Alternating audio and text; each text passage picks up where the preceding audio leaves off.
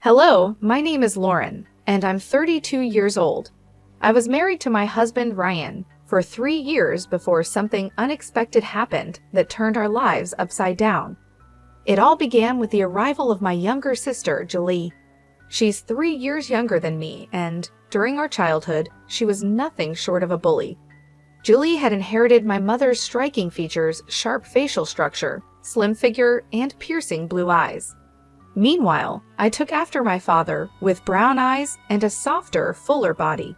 Growing up, I struggled with my weight and had to adhere to strict diets to maintain a healthy shape, whereas Julie stayed effortlessly slim without any such efforts. Our relationship as teenagers was strained, to say the least. Julie always thought she was better than me and made sure I felt it. But I wasn't one to be easily pushed around. Our arguments often escalated into intense fights, far beyond typical sibling rivalry, and our parents frequently had to step in. When I left home for university, I felt a huge sense of relief. We didn't stay in touch much after I moved out, only seeing each other on a few occasions where we managed to remain civil. One day, as I was finishing up work at the office, I received a surprising phone call from Julie. "Hey Lauren, it's Julie." "Julie, hi, what's up? It's been a while." "Yeah, I just got a job in Texas, but I don't have a place to stay yet. I'm new to the city, and it's my first time outside Maryland. Can I crash at your place for a few days until I find somewhere?" I hesitated but then found myself agreeing. Okay. "Great, see you soon. Bye." I had moved to Texas after university for work and had settled down there. Even now, I'm not entirely sure why I said yes to her request. Julie was still single at the time according to our mother. She hadn't found the right man yet, so she chose to stay single. When I got home, I told Ryan about the situation, and his reaction was pretty laid back. "As long as she doesn't cause any trouble for me, it's fine. We can set up the guest room for her," he said. I never told Ryan about the troubled relationship I had with my sister, Julie.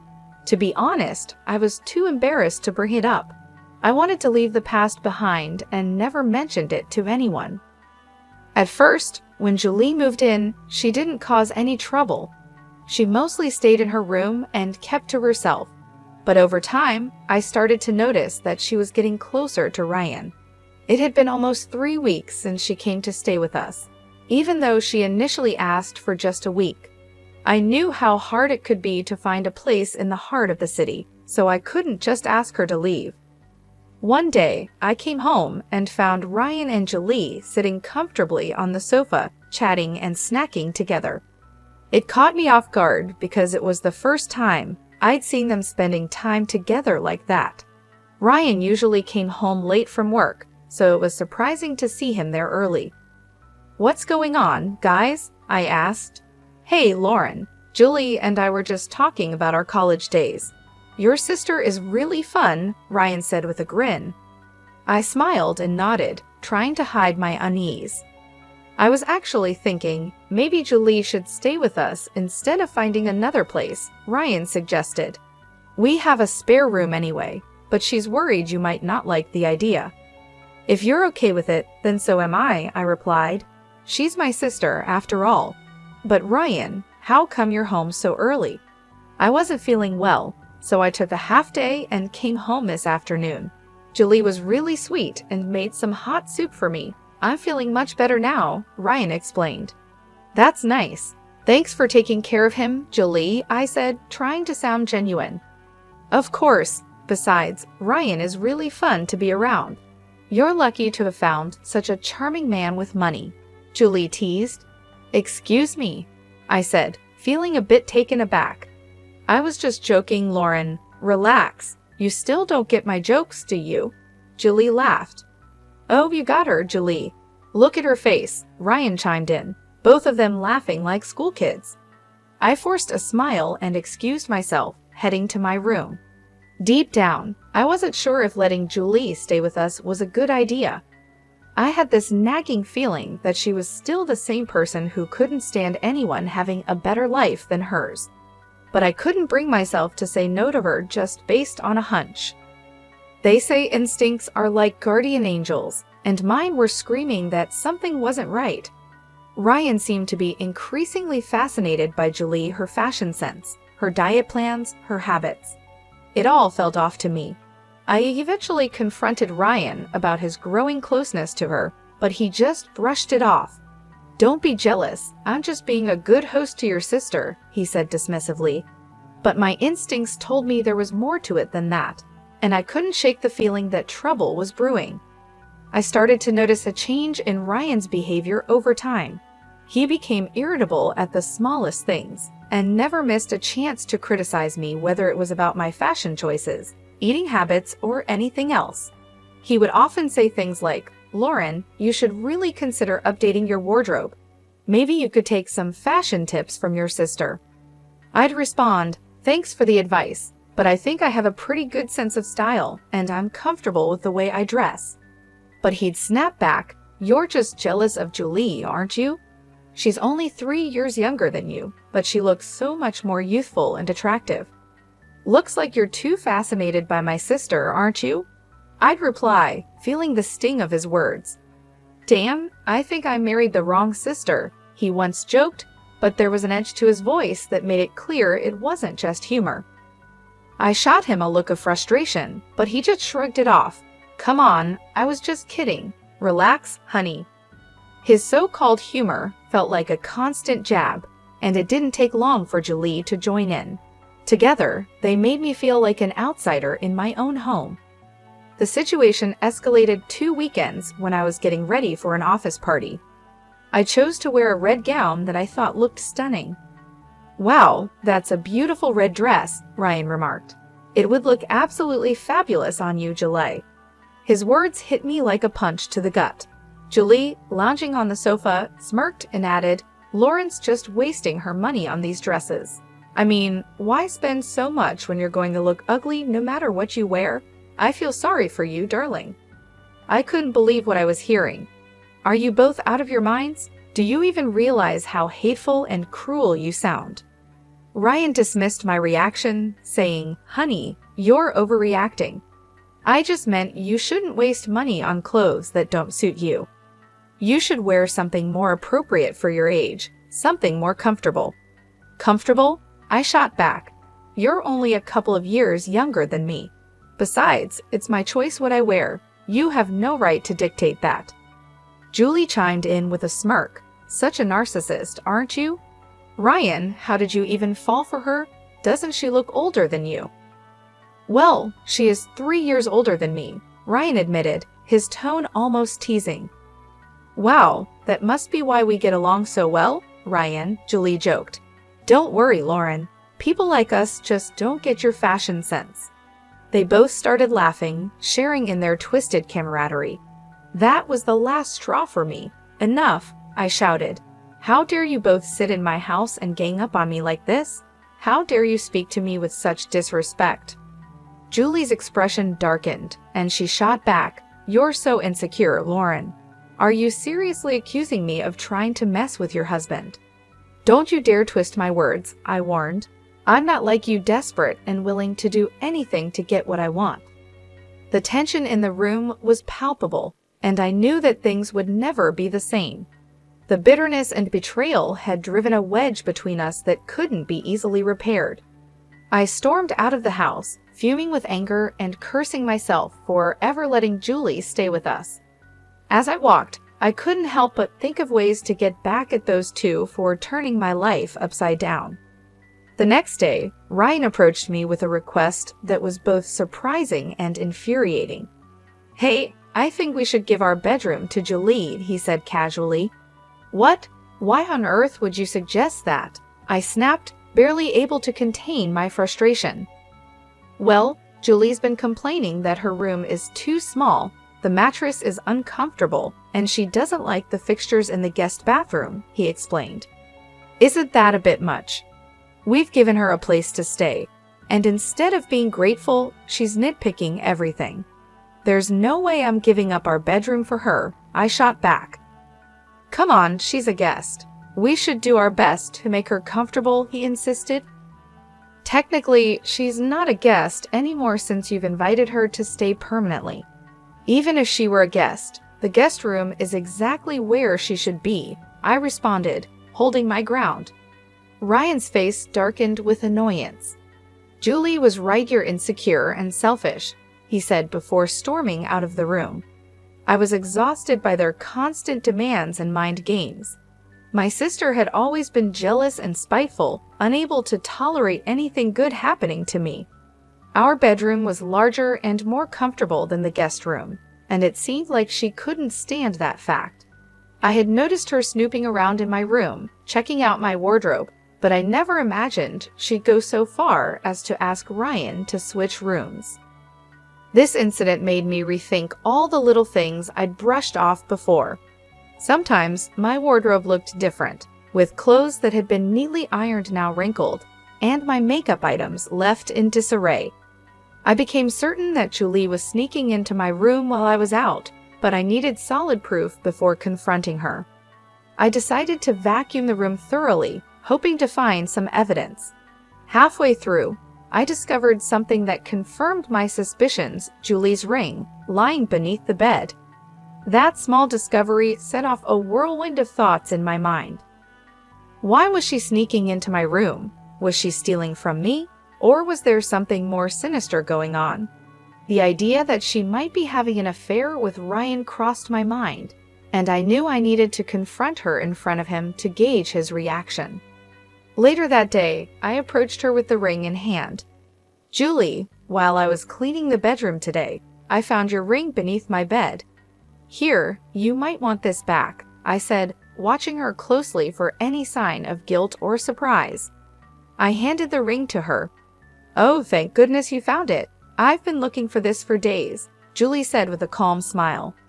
I watched them both carefully. Ryan looked confused, while Julie remained surprisingly composed.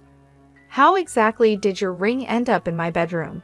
I asked, trying to keep my voice steady. Oh, I was changing in your room, and it must have slipped off my finger and rolled under the bed. I searched for it but couldn't find it, she replied, as if it was the most natural thing in the world. I was stunned by how casually she responded. And why were you changing in my room?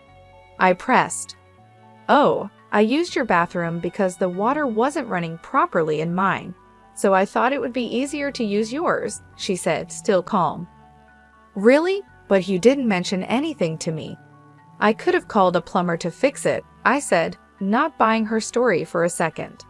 Before Julie could answer, Ryan cut in. Come on, Lauren, why are you making such a big deal out of this?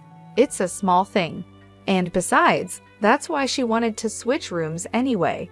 I'll call the plumber and get it sorted. Julie had always been a master at lying, even when we were kids. I knew she was making up this story on the spot, and I could see that Ryan, who had been confused at first, was now completely taken in by her calm demeanor and smooth lies. It was clear to me that something was going on between them, but I needed solid proof before I confronted them. Otherwise, I would just come across as paranoid. So, I decided to bide my time, swallow my anger, and gather evidence.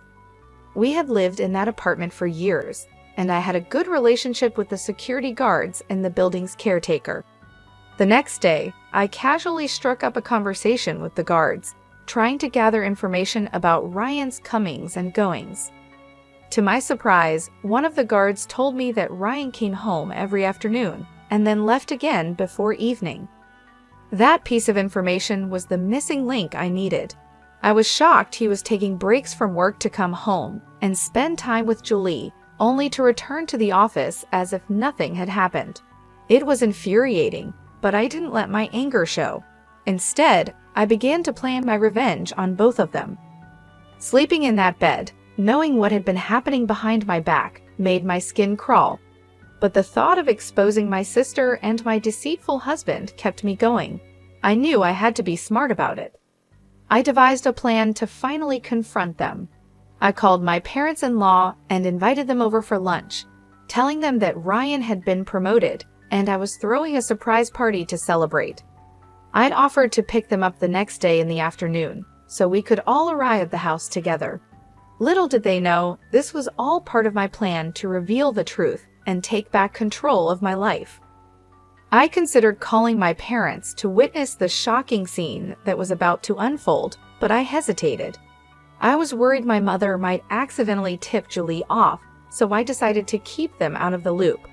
The next afternoon, I called the security guard of our building. "Hi, this is Lauren from apartment 255. I can't seem to reach my husband, Ryan.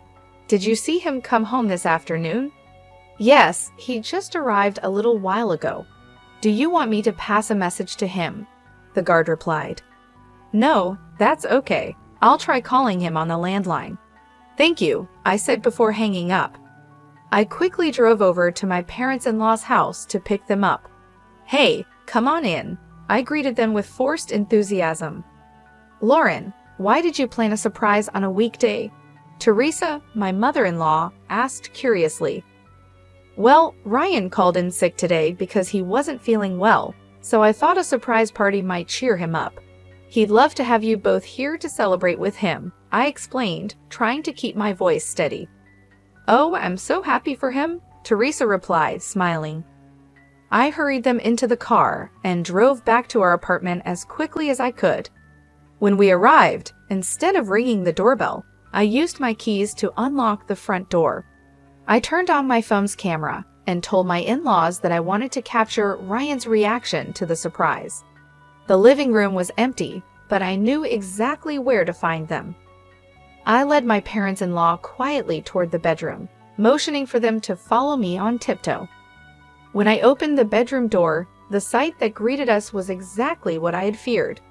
Ryan and Julie were caught in the act, frozen in shock at being discovered. Ryan's face turned red as he yelled, "You filthy pig! What are you doing here?" Calmly, I replied, "I'm not alone." I stepped aside, revealing his parents standing behind me, their faces twisted in horror. Ryan and Julie scrambled to get dressed, while Ryan desperately tried to explain. "Mom, Dad, this isn't what it looks like. I can explain, please wait." But Jason and Teresa were too disgusted to listen. They turned and left the room in shame.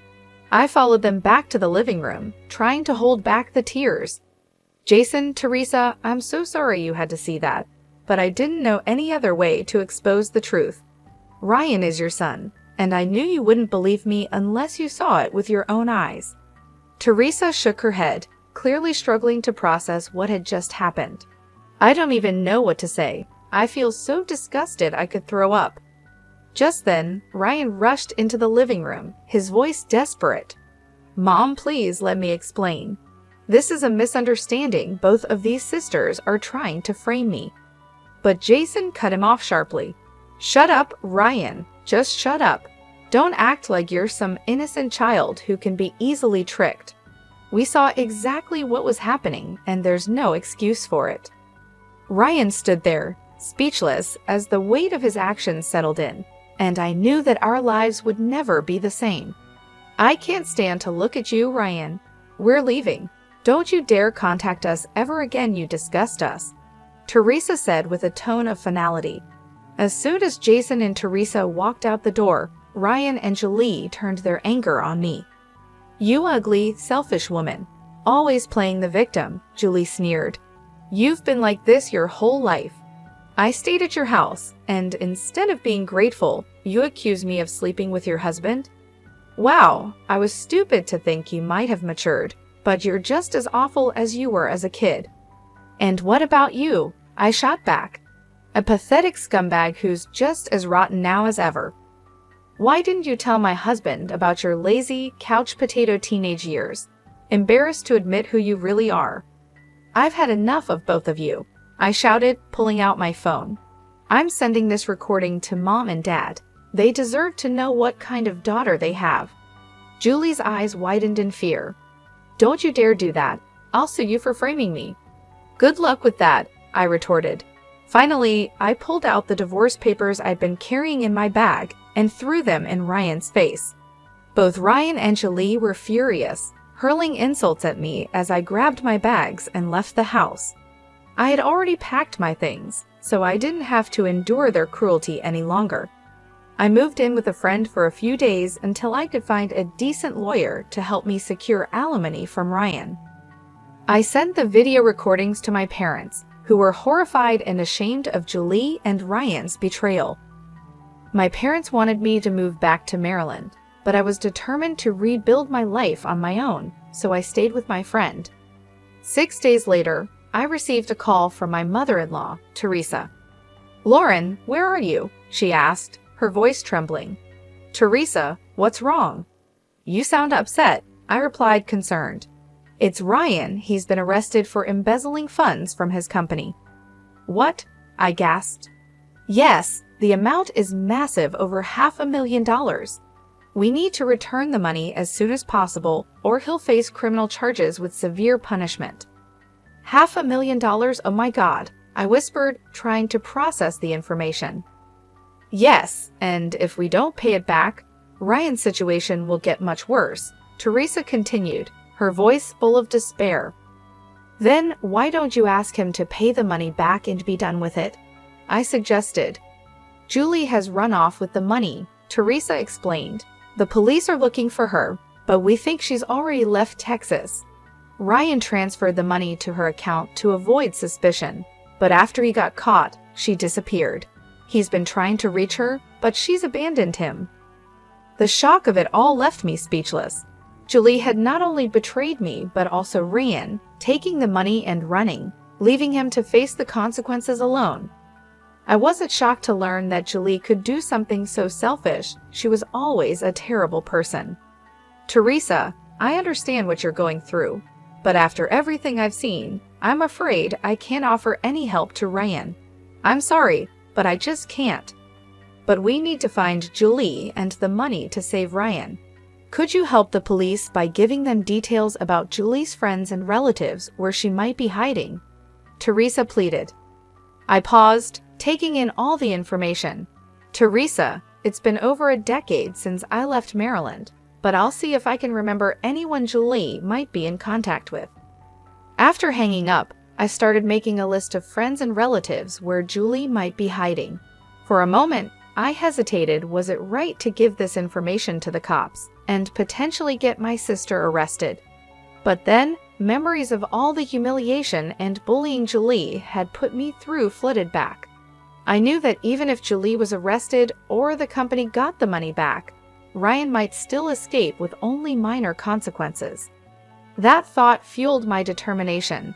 I decided to take my revenge on both of them and gave all the information to the police.